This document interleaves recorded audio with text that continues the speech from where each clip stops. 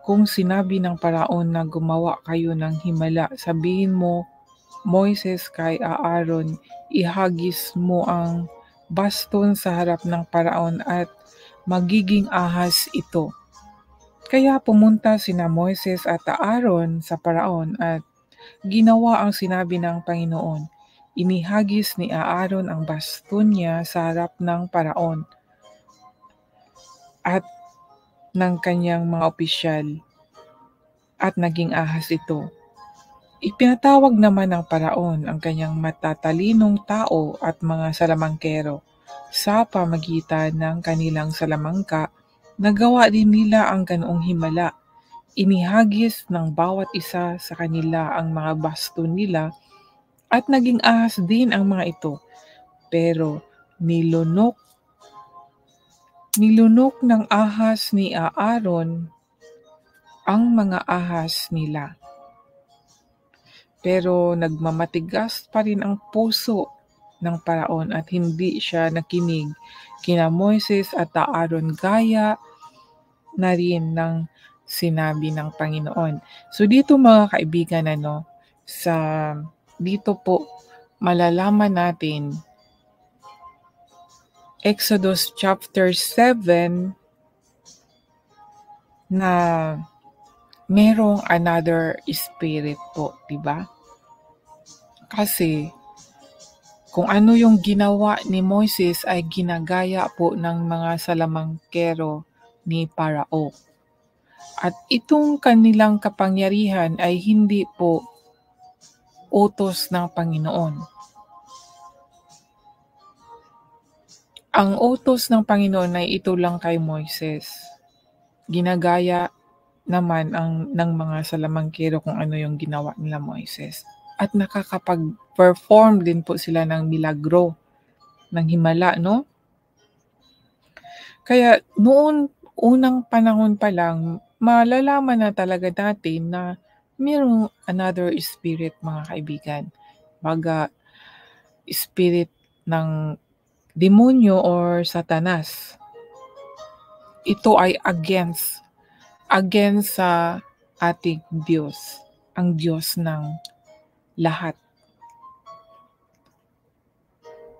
Ngunit hindi lahat kumikilala sa Kanya. Kahit ngayon, di ba? Tayo lang mga Kristiyano ang kumikilala sa Kanya.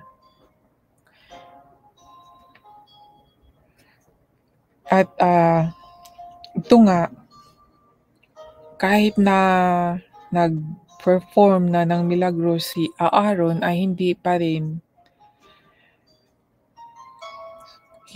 rin sumunod ang Parao. Hindi niya binigyan ng kalayaan ang mga Israelita. Nagmamatigas pa rin ang puso ng Parao. Hindi siya nakikinig kina Moises at Aaron. Sinabi ng Panginoon kay Moises, matigas pa rin ang puso ng Paraon. Hindi niya pinaalis ang mga mamamayan ng Israel. Kaya puntahan mo bukas ng umaga ang Paraon habang papunta siya sa ilog Nilo. Dalhin mo ang baston na naging ahas at makipagkita ka sa kanya sa pampang ng ilog. Sabihin mo sa kanya, inutusan po ako ng Panginoon, ang Diyos ng mga Hebreo, na sabihin ito sa inyo, paalisin mo ang mamamayan ko para makasamba sila sa akin sa ilang. Pero hanggang ngayon, hindi mo ito sinusunod. Ako ang Panginoon ay nagsasabing sa pamagitan ng gagawin ko, malalaman mo na ako ang Panginoon. Sa pamagitan ng bastong ito, hahampasin ko ang tubig ng Nilo at magiging dugo ang tubig. Mamamatay ang mga isda at babaho ang ilog at hindi na makakainom dito ang mga Egyptyo. Sinabi pa ng Panginoon kay Moises, Sabihin mo kay Aaron na iunat niya ang kanyang basto sa lahat ng tubig ng Egypto, sa mga ilog, sapa, kanal, at sa lahat ng pinag-iipunan ng tubig at magiging dugo ang lahat ng ito. Ganito ang mangyayari sa buong lupain ng Egypto. Kahit na ang mga tubig sa mga sisidlang kahoy o bato ay magiging dugo. Sinusunod nila Moises at Aaron ang inuutos ng Panginoon. Habang nakatingin ang paraon at ang kanyang mga opisyal, itinaas ni Aaron ang kanyang baston at hinampas ang ilog ng Nilo at naging dugo ang tubig. Namatay ang mga isda at bumaho ang ilog kaya hindi nakainom ang mga Egyptyo. Naging dugo ang lahat ng tubig sa Egypto. Nagawa din ito ng mga Egyptyong salamangkero sa pamagitan ng kanilang salamangka.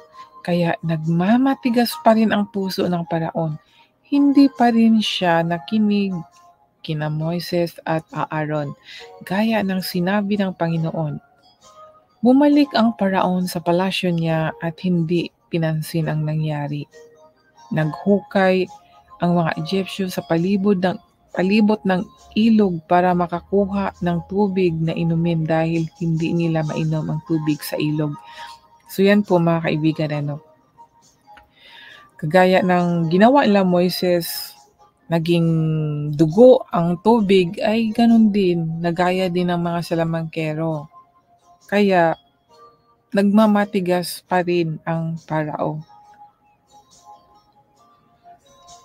Ngayon, pagkaraan ng 7 araw, mula nang hampasin ng Panginoon ang ilog ng Nilo sa pamagitan ni Aaron. Dito na po tayo ngayon sa chapter 8, 8 kabanata.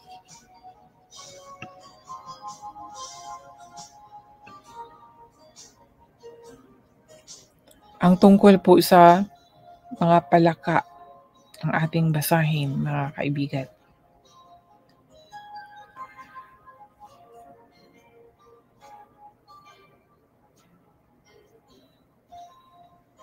Nalaman naman natin, di ba, na yun nga, una, naging ahas ang tungkod na dala ni Moises at ang tubig ay naging dugo. Ngunit hindi pa rin natakot ang parao, kaya nagmamatigas pa rin siya. Hindi siya nakinig sa sinabi na palayain ang kanyang mamamayan. Ayaw niyang palayain Gusto niya talaga maging alipin na lang ang mga Israelita. Imagine kahit wala nang kinakain sa kanyang bayan. Yung gusto ng Diyos na umalis na ang mga Israelita. Dahil narinig niya ang mga hinanaing ng mga Israelita. Narinig ng Diyos. Ang tungkol naman sa palaka ang ating talakayin dito po sa 8 kabanata ng Exodus, mula sa unang versikulo hanggang sa 32. Pagkaraan ng 7 araw mula nang hampasin ng Panginoon ang ilog ng Nilo sa pamagitan ni Aaron, sinabi ng Panginoon kay Moises, "Puntahan mo ang paraon at sabihin mo sa kanya, ito ang sinabi ng Panginoon, paalisin mo ang mga mamamayan ko para makasamba sila sa akin. Kung hindi mo sila paalisin, pupunuin ko ng mga palaka ang iyong bansa. Mapupuno ng palaka ang ilog ng Nilo at papasok ito sa palasyo mo, sa kwarto at kahit sa higaan mo. Papasok din ang mga ito sa bahay ng mga opisyal at mga mamamayan mo, at pati sa mga pugon at sa pinagmamasahan ng harina. Tatalunan ka ng mga palaka pati na ang mga mamamayan at ang lahat ng opisyal po. Sinabi ng Panginoon kay Moises, sabihin mo kay Aaron na iunat niya ang kanyang baston sa mga ilog, sapa at mga kanal at mapupuno ng palaka ang buong Ehipto. Kaya inuunat ni Aaron ang kanyang baston sa mga tubig ng Ehipto at lumabas ang mga palaka at napuno ang buong Ehipto. Pero ginawa din ito ng mga salamangkero sa pamagitan ng kanilang salamangka. Napalabas din nila ang mga palaka sa tubig ng Ehipto. Ipinatawag ng Paraon sina Moises at Aaron at sinabi sa kanila, manalangin kayo sa Panginoon na tanggalin niya ang mga palakang ito sa aking bansa at paalisin ko ang mga kababayan niyo para makapaghandog sila sa Panginoon. Sinabi ni Moises sa Paraon, sabihin mo sa akin kung kailan ako mananalangin para sa inyo, sa mga opisyal at sa mga mamamayan mo, para mawala ang mga palakang ito sa inyo at sa mga bahay ninyo, at ang matitira na lang na palaka ay ang mga nasa ilog ng Nilo. Sumagot ang Paraon, ipanalangin mo ako bukas.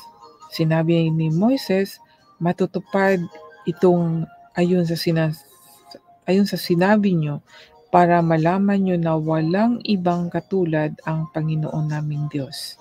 Mawawala ang lahat ng palaka sa inyo maliban sa nasa ilog ng Nilo.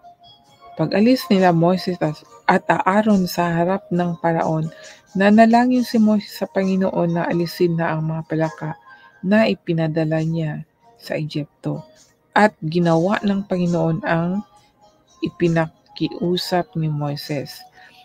Namatay ang mga palaka sa mga bahay, mga hardin at sa mga bukid. Tinipon ito ng mga Egyptyo at ibinanton dahil dito'y bumaho ang buong Ehipto. Pero nang makita ng Paraon na wala na ang mga palaka, nagmatigas na naman siya at ayaw niyang makinig kina Moises at Aaron gaya ng sinabi ng Panginoon. So dito po mga kaibigan, marami po tayong malalaman dito sa talata na binasa ko po. Unang-una po, ang Diyos po ay hindi po siya nakipag-usap ng diretso kay Aaron, kundi kay Moises lang po talaga siya nakikipag-usap. Dahil si Moises po ang kanyang unang pinili po talaga. Si Moises po ang kanyang yung chosen, masasabi ko na chosen, na pinili niya. At kung ang Diyos, no, kung sino yung pinili, yun lang ang kanyang kinakausap, 'di ba? Malalaman natin dito na may tagapamagitan kay Aaron at sa Diyos. Hindi hindi hindi hindi yung bang direct ang communication ni Aaron at ang Diyos, hindi ganon, kundi namamagitan muna kay Moises. Nakikipag-usap ang Diyos kay Moises. Sinasabi niya na sabihin mo kay Aaron, di ba? So, kung sa atin ngayon, meron din tayong tagapamagitan. Hindi tayo pwedeng pumunta sa Diyos Ama kung hindi natin i-recognize si Jesus Christ. Kailangan dumaan muna tayo kay Jesus Christ, and then si Jesus Christ ay doon sa Ama. Hindi po tayo pwedeng dumaritso sa Ama na hindi natin tawagin ang pangalan ng ating tagapagligtas na si Jesus Christ po. Kaya kagaya po dito, kay Aaron at sa Diyos at kay Moises. Diba? Bawat may inuutos ang Diyos, kay Moises siya nakipag-usap, hindi po kay Aaron. Merong sinabi dito, halimbawa, itong sinabi dito sa chapter 8 verse 5, sinabi pa ng Panginoon kay Moises, sabihin mo. Sabi niya, di ba? So, sinabi ng Panginoon kay Moises. Ito ang sabi niya kay Moises, sabihin mo kay Aaron. O, di ba? So, hindi siya talaga, imbis na kay Aaron siya diretso, hindi kay Moises talaga siya. At sabi dito na, sabihin mo kay Aaron na iunat niya ang kanyang baston sa mga ilog, sapa at mga kanal at mapupuno ng palaka ang buong Ehipto. Yan. So, dito mga kaibigan, hindi diretso ang communication ni Aaron at ang Diyos, kundi may namamagitan si Moises. At correction pala, hindi baston ni Moises kundi Aaron pala mga kaibigan. Sabi ko nung una na ang baston or tungkod ni Moises, hindi pala, ito pala ang baston ni Aaron. Nakasaad dito na sinabi dito sa verse 5, sinabi ng Panginoon kay Moises, sabihin mo kay Aaron na iunat niya ang kanyang baston. So, baston ni Aaron, hindi baston ni Moises. Yan po ang ating dapat malaman, malinawan mga kaibigan, para di tayo magkamali. Kasi akala ko po baston ni Moises, baston ni Aaron. At yan nga at gaya ng sabi ko rin na mayroong imitator itong mga salabangkero or mga magician,